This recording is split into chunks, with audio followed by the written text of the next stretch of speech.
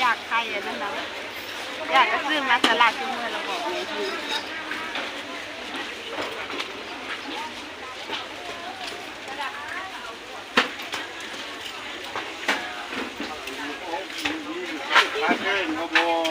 แม่นสมัยเราต้องให้เลย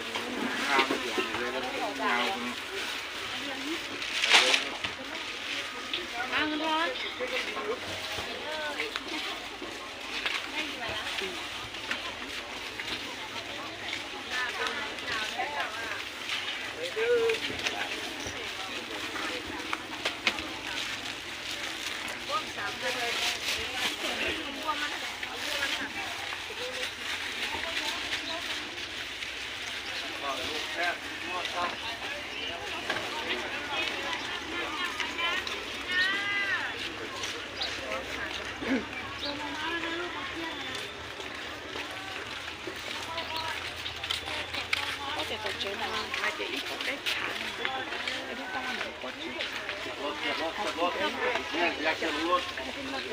มัด3,000อันนี้ขายเป็นโล25แม่นโล25ทำเป็นมัด3,000ผักบ้งเนี่ยขายหน้าใดพวกโล5,000เลยเอาให้โลนึงเด้อ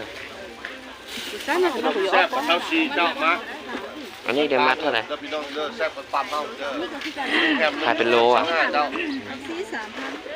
ใส่แน่นๆเพื่อกับสื่อเจ้าเอา2 มัด2 อันเจ้าขาย3 มัดสบายของบริษัทเด้อนี่เด้อของบริษัทเด้อเอาครึ่งโลก็ได้ของบริษัทสบายเอาบ่ล่ะของเพิ่มนี่โล25จังได้บริษัทอะไรมาจังได๋ล่ะเนาะ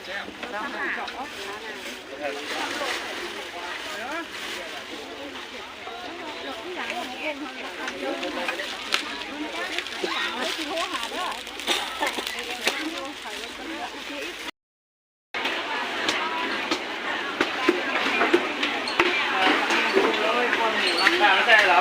ไปฮะลูกไหมที่จับที่เ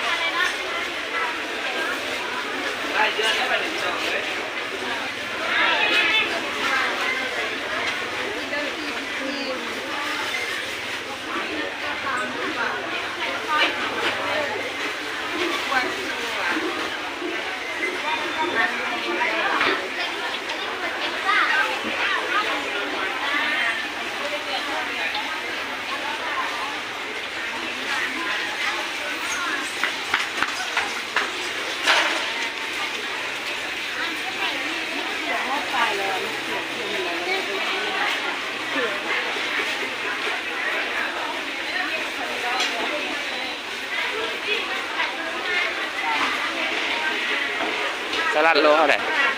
สลัดโลเท่าไหร่35